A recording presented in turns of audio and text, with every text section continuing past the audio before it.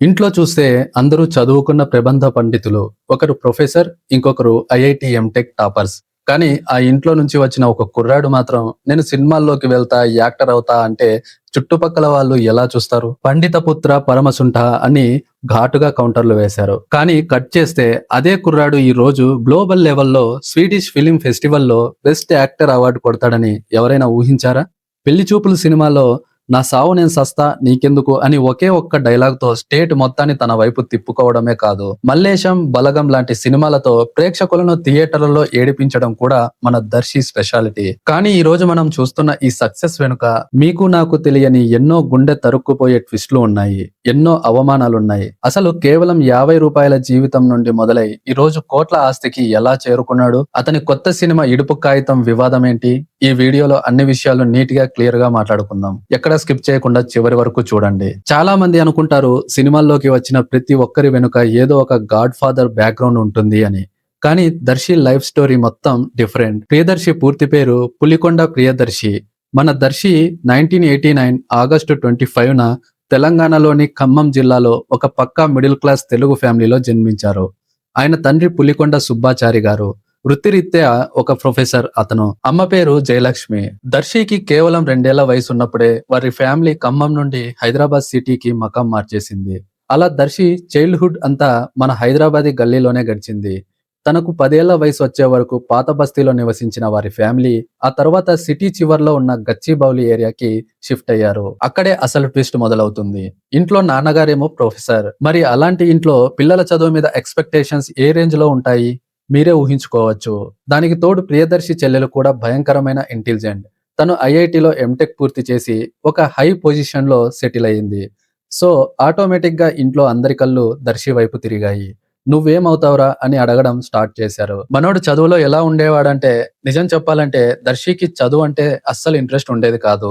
Schooling intermediate పూర్తి చేశాక MMR degree and PG కాలేజీలో స్టాటిస్టిక్స్ లో బిఎస్సి చేశారు. కానీ మనస్ఫూర్తిగా కాకుండా ఏదో నాన్నగారి ఫోర్స్ చేస్తే ఆ పని చేశారంతే. కోర్ ఇంట్రెస్ట్ మొత్తం సినిమాస్, క్లాసులు ఎగ్గొట్టి థియేటర్లో ప్రత్యక్షమయ్యే దాని మీదే ఉండేదట. వాళ్ళ నాన్నగారు సుబ్బాచారి గారు ప్రొఫెసర్ కావడం వల్ల ఇంట్లో చదువుకి విపరీతమైన ఇంపార్టెన్స్ ఉండేది. దీంతో విసిగిపోయిన వాళ్ళ నాన్నగారు ఒక దశలో దర్శిని బతిమాలాడట. నాయనా, నువ్వు పెద్ద తోపు అయిపోనక్కర్లేదు, కనీసం ఏదో ఒక డిగ్రీ చేసి నా పరువు తీయకుండా ఉండు చాలు అని. కానీ దర్శి మనసులో ఉన్న కల వేరు. తనకి ఫిలిం స్కూల్ కి వెళ్లి డైరెక్షన్, సినిమాటోగ్రఫీ నేర్చుకోవాలని కోరిక ఉండేది. కానీ ఫిలిం స్కూల్ ఫీజులు ఎలా ఉంటాయో తెలిసిందే కదా. లక్షల్లో ఉంటాయి అవి. పక్కా మిడిల్ క్లాస్ ఫ్యామిలీ కాబట్టి ఆర్థిక స్తోమత చాలలేదు. అప్పుడు వాళ్ళ నాన్నగారు ఒక షార్ప్ ఐడియా ఇచ్చారు. నీకు ఎలాగో సినిమాల మీద ఇంట్రెస్ట్ ఉంది కదా, సెంట్రల్ యూనివర్సిటీలో మాస్ కమ్యూనికేషన్ చదువు. అక్కడ కెమెరాలు, మీడియా ఎక్విప్మెంట్ ఉంటాయి, నీకు హెల్ప్ అవుతుంది అని. అలా మన దర్శి గచ్చిబౌలిలోని హైదరాబాద్ సెంట్రల్ యూనివర్సిటీ అంటే హెచ్సియులో మాస్ కమ్యూనికేషన్ లో పీజీ చేరారు. ఇంట్లో వాళ్ళకేమో వీడు పీజీ చేస్తున్నాడని సంతోషం. దర్శికేమో అక్కడ కెమెరాలతో ప్రాక్టికల్స్ చేసుకోవచ్చని సంతోషం. యూనివర్సిటీ లైఫ్ లో కేవలం కెరీర్ మాత్రమే కాదు, మన హీరోకి తన లైఫ్ పార్ట్నర్ ను కూడా దొరికేసింది. యూనివర్సిటీలో చదువుతున్నప్పుడే ఆయనకు రీచా శర్మతో పరిచయం ఏర్పడింది. రీచా శర్మ యూనివర్సిటీలో మన దర్శి కంటే సీనియర్. పైగా ప్రొఫెషనల్ గా ఆమె ఒక రైటర్ కూడా. మొదట్లో పరిచయం, ఆ తర్వాత ఫ్రెండ్షిప్. స్లోగా వీరిద్దరి మధ్య ప్రేమ చిగురించింది. చాలా సంవత్సరాల పాటు ట్రాక్ మెయింటెనెన్స్ చేసి ఫైనల్ గా రెండు వైపుల పెద్దలను ఒప్పించి 2018లో పెళ్లి బంధంతో ఒకటయ్యారు. చూసారా, మన దర్శి సైలెంట్ గా తన లవ్ స్టోరీని కూడా సక్సెస్ఫుల్ గా క్లైమాక్స్ కి చేర్చాడు. అసలు ప్రియదర్శికి నటుడు అవ్వాలనే బలమైన కోరిక ఎప్పుడు, ఎలా పుట్టింది? దీని వెనుక ఒక క్రేజీ ఫ్లాష్ బ్యాక్ ఉంది. తనకు కేవలం 7 ఏళ్ల వయసు ఉన్నప్పుడు లెజెండ్ కమల్ హాసన్ గారు నటించిన అద్భుత దృశ్య కావ్యం సాగర సంగమం సినిమా చూశాడట. ఆ సినిమాలో కమల్ హాసన్ గారి యాక్టింగ్, ఆ ఇంటెన్సిటీ చూసి ఆ చిన్న వయసులోనే దర్శి మైండ్ బ్లాక్ అయిపోయింది. నేను కూడా ఇలాంటి ఒక గ్రేట్ యాక్టర్ నే అవ్వాలి అని స్ట్రాంగ్ గా డిసైడ్ అయిపోయాడు.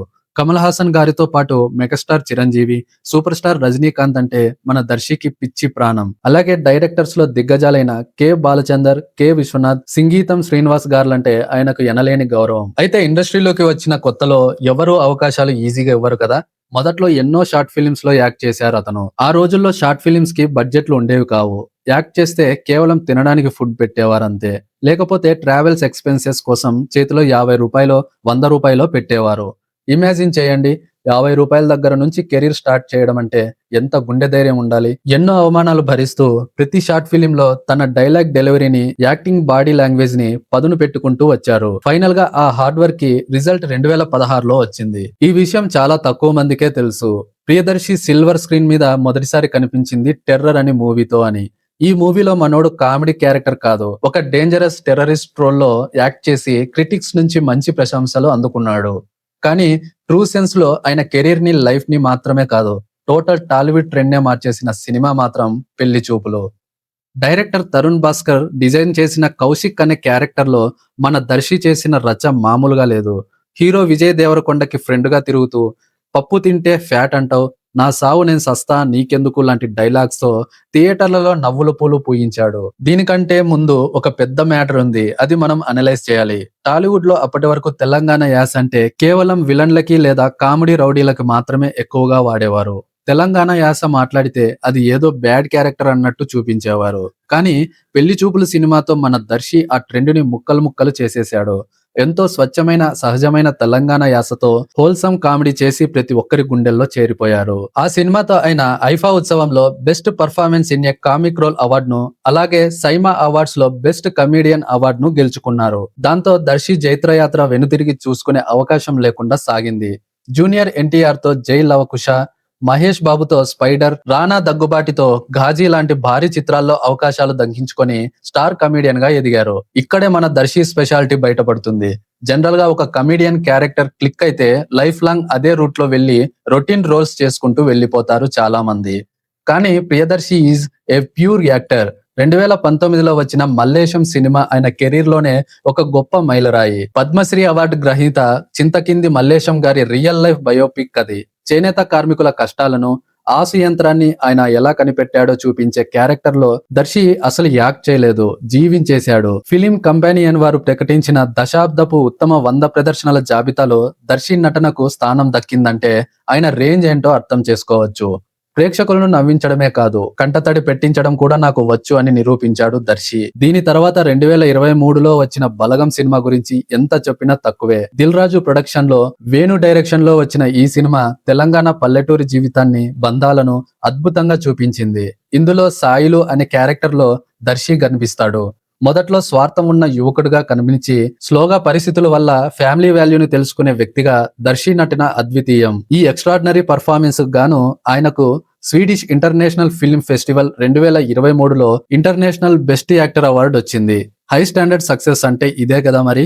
కేవలం బిగ్ స్క్రీనే కాదు, మన ప్రియదర్శి ఓటీటీ స్పేస్ లో కూడా కింగ్ లా రూల్ చేస్తున్నాడు. G5 లో వచ్చిన లూజర్ వెబ్ సిరీస్ లో ఇంటెన్స్ రైఫిల్ షూటర్ క్యారెక్టర్ లో కేక పెట్టించాడు. దానికోసం ఎన్టీఆర్ ఫిల్మ్ అవార్డు కూడా అందుకున్నాడు. ఇంకా చెప్పాలంటే డిస్నీ ప్లస్ హాట్‌స్టార్ లో వచ్చిన biggest block buster web series save the tigers, ఇందులో మనోడు చేసిన ఘంటా రవి క్యారెక్టర్ అయితే క్లాసిక్ అంతే.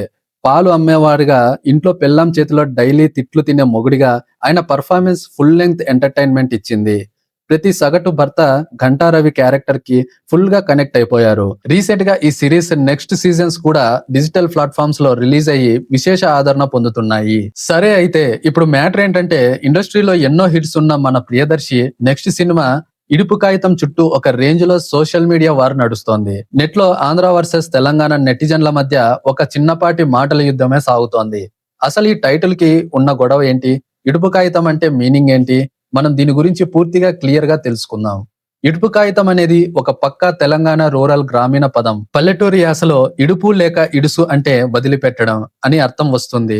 సో బేసిక్ గా ఇడుపు కాగితం అంటే లోకల్ లాంగ్వేజ్ లో విడాకుల పత్రం అని అర్థం. ఇప్పట్లాగా కోర్టులు, లాయర్లు లేని రోజుల్లో పల్లెటూరిలో భార్యాభర్తలు కలిసి బతకలేము అని డిసైడ్ అయినప్పుడు ఊరి పెద్దల సమక్షంలో రాసుకునే ఒక చట్టబద్ధమైన ఒప్పంద పత్రాన్నే ఇక్కడ లోకల్ గా ఇడుపు కాగితం అని పిలుస్తారు. అయితే ఈ వర్డ్ అనేది చాలా మంది ఆంధ్ర ఏరియా నెటిజన్లకి తెలియదు.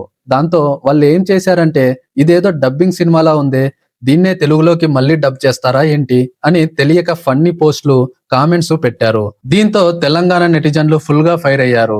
మా యాసను, మా సంస్కృతిని తెలియకుండా అవమానిస్తారా? ఇది ప్యూర్ తెలంగాణ పల్లెటూరి పదం రా అయ్యా అంటూ ఘాటుగా కౌంటర్లు, మీమ్స్ వేయడం స్టార్ట్ చేశారు. చూస్తూనే ఇది ఒక పెద్ద టాపిక్ అయిపోయింది.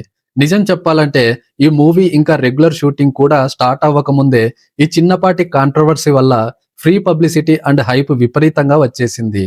ఈ సినిమాని డైరెక్ట్ చేస్తున్నది Vamsi Reddy and YouTube folk sensation singer Nagadurga ఇందులో హీరోయిన్ గా చేస్తోంది. క్రేజీ ఫ్యాక్టర్ ఏంటంటే స్టార్ మేకర్ సుకుమార్ రైటింగ్స్ అలాగే బన్నీ వాసు గారు కలిసి ఈ సినిమాని సంయుక్తంగా నిర్మిస్తున్నారు. సో సబ్జెక్ట్ పక్కా సాలిడ్ గా ఉంటుందని మనం ఎక్స్పెక్ట్ చేయొచ్చు. ఇక ఫైనల్ గా మన hero professional growth and earnings గురించి మాట్లాడుకుంటే మొదట్లో కేవలం 50-100 రూపాయల ట్రావెల్ అలవెన్స్ నుండి మొదలైన ప్రియదర్శి ఫైనాన్షియల్ జర్నీ ఈ రోజు ఏ స్టేజ్ కి చేరిందంటే రిపోర్ట్స్ ప్రకారం ఇప్పుడు ఆయన ప్రతి సినిమాకు దాదాపు 3 కోట్ల రూపాయల వరకు రెమ్యూనరేషన్ ఛార్జ్ చేస్తున్నారట. నమ్మలేని ట్రాన్సిషన్ కదా. ఆయన టోటల్ ఆస్తి విలువ డైరెక్ట్ గా 30 కోట్ల రూపాయల వరకు ఉన్నట్లు సమాచారం. ఇంట్లో ప్రతి ఒక్కరు ప్రొఫెసర్లు టాప్ ర్యాంకర్లు ఉన్నా తను నమ్ముకున్న యాక్టింగ్ ప్రొఫెషన్ లో స్వహస్తాలతో ఈ రేంజ్ కి రావడం మామూలు విషయం కాదు.